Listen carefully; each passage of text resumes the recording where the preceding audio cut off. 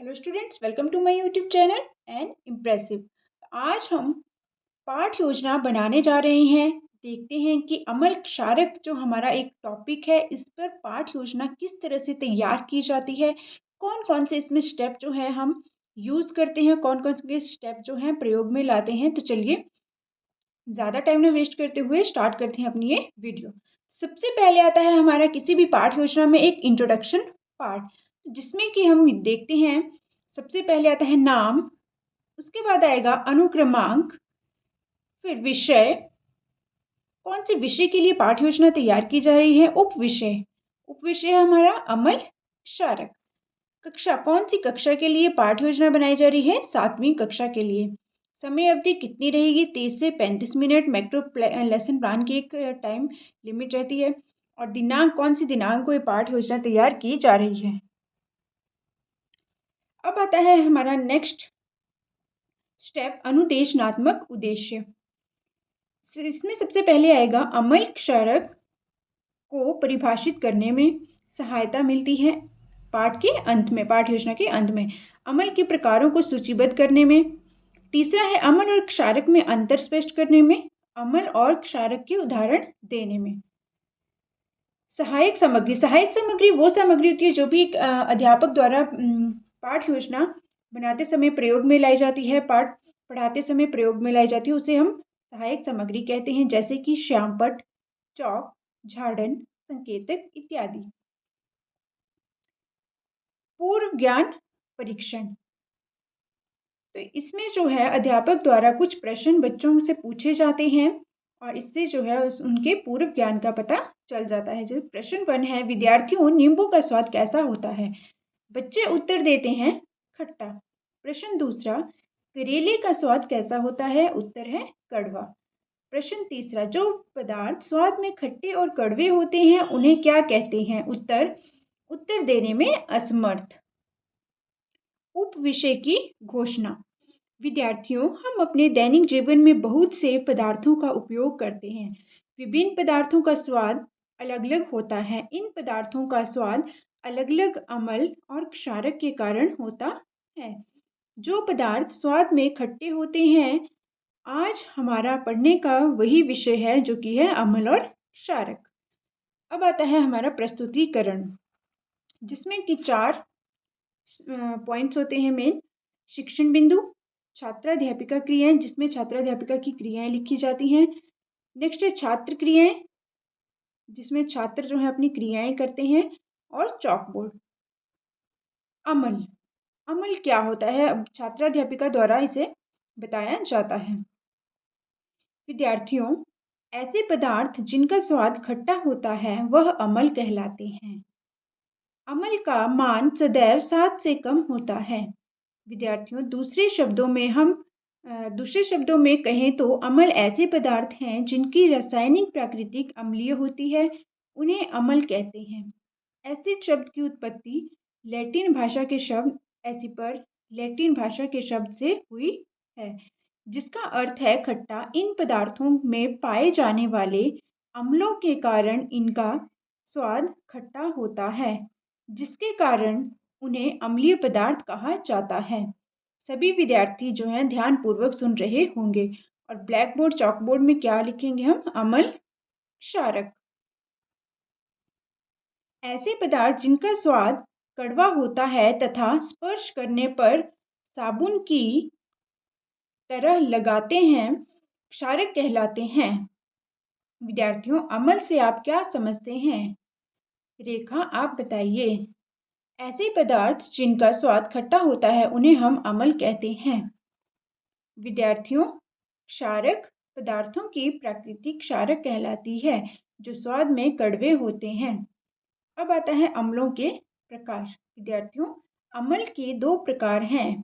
पहला है प्राकृतिक अमल, दूसरा है कृत्रिम अमल। प्राकृतिक अमल क्या होता है। प्राकृतिक अमल वो अमल होते हैं जो प्रकृति में पहले से उपस्थित होते हैं। उदाहरण के लिए नींबू और आम का रस। सभी विद्यार्थी सुन रहे होंगे। ब्लैक बोर्ड वर्क में क्या लिखेंगे, अमल के 2 प्रकार कौन कौन से हैं। प्राकृतिक अमल, कृत्रिम अमल। कृत्रिम अमल क्या होता है। कृत्रिम अम्ल वो अम्ल होते हैं जिन्हें रासायनिक अभिक्रियाओं द्वारा बनाया जाता है। उदाहरण के लिए सल्फ्यूरिक एसिड। छात्रा अध्यापिका चार्ट की सहायता से समझा रही होगी। सूचक। विद्यार्थियों, कुछ पदार्थ अम्लीय होते हैं अथवा क्षारीय हैं। इसका परीक्षण विशेष प्रकार के सूचकों पदार्थों का उपयोग किया जाता है। ये पदार्थ सूचक कहलाते हैं। सभी विद्यार्थी सुन रहे होंगे। विद्यार्थियों, अम्ल के प्रकार कौन कौन से हैं, आप बताइए। बच्चे उत्तर देते हैं प्राकृतिक व कृत्रिम अम्ल। शाबाश, बैठ जाइए। विद्यार्थियों, सामान्य रूप से किया जाने वाला सूचक लिटमस है। सामान्यतः यह लाल और पीले लिटमस के रूप में पाया जाता है। अम्ल नीले लिटमस को लाल में बदल देते हैं, जबकि क्षारक की उपस्थिति में नीला लिटमस रंग नहीं बदलता और लाल लिटमस में बदल जाता है। सभी विद्यार्थी ध्यानपूर्वक सुन रहे होंगे। हल्दी प्राकृतिक सूचक। विद्यार्थियों, हल्दी एक प्राकृतिक सूचक है। इसके अलावा मुढ़ल की पंखुड़ियाँ भी प्राकृतिक सूचक हैं। विद्यार्थियों, सामान्य रूप से प्राकृतिक सूचक कौन कौन सा है, आप बताइए। सभी विद्यार्थी ध्यानपूर्वक सुन रहे होंगे और ब्लैक बोर्ड में क्या लिखेंगे हम? हल्दी एक प्राकृतिक सूचक। विद्यार्थी उत्तर देता है लिटमस पेपर। अब बात करते हैं अम्ल और क्षारक में अंतर। विद्यार्थियों, अम्ल ऐसे पदार्थ होते हैं जिनका स्वाद खट्टा होता है। खट्टा इसलिए होता है क्योंकि अम्ल उपस्थित होता है। ऐसे पदार्थों की रासायनिक प्रकृति अम्लीय होती है। विद्यार्थियों, क्षारक ऐसे पदार्थ होते हैं जिनका स्वाद कड़वा होता है और स्पर्श करने पर साबुन जैसे लगते हैं। क्षारक कहलाती है। इन पदार्थों की प्रकृति क्षारकीय कहलाती है। सभी विद्यार्थी ध्यानपूर्वक सुन रहे होंगे। अम्ल के उदाहरण। नींबू का रस और आम का रस। नींबू और आम अम्ल के उदाहरण इसलिए हैं क्योंकि यह स्वाद में खट्टे होते हैं। ब्लैक बोर्ड में अध्यापक द्वारा लिखा जाता है अम्ल के उदाहरण। पहला है नींबू का रस, दूसरा है आम का रस। क्षारक के उदाहरण। करेले का रस करेले क्षारक इसलिए है क्योंकि यह स्वाद में कड़वा होता है। विद्यार्थियों, अम्ल का कोई एक उदाहरण आप बताइए। आम का रस। अब जो है इसमें एक मैक्रो लेसन प्लान में एक हम मिनिएचर बनाएंगे, जिससे कि बच्चे टॉपिक को काफ़ी इंटरेस्ट से समझेंगे और उन्हें काफ़ी आसानी भी होगी इस टॉपिक को समझने में। तो ये आप देख सकते हैं अम्ल क्षारक। ये हमने एक मिनिएचर बनाया है। ये है हमारा लिटमस पेपर, लिटमस पत्र, हल्दी, अम्ल और क्षारक के साथ लिटमस पत्र की प्रतिक्रिया, गुड़हल का पुष्प। नीला लिटमस लाल हो जाता है, आप देख सकते हैं। और ये है अम्ल। लाल लिटमस नीला हो जाता है, ये है क्षारक। तो ये इस तरह से आप एक छोटा सा मिनिएचर भी एक lesson plan, macro lesson plan में ऐड कर सकते हैं अपने अकॉर्डिंग। पुनरावृत्ति। अब हमारा पॉइंट आता है पुनरावृत्ति। विद्यार्थियों, आज हमने अम्ल और क्षारक के बारे में विस्तार पूर्वक अध्ययन किया। हमने पढ़ा कि अम्ल स्वाद में खट्टे होते हैं। ऐसे पदार्थों की रासायनिक प्राकृतिक अम्लीय होती है।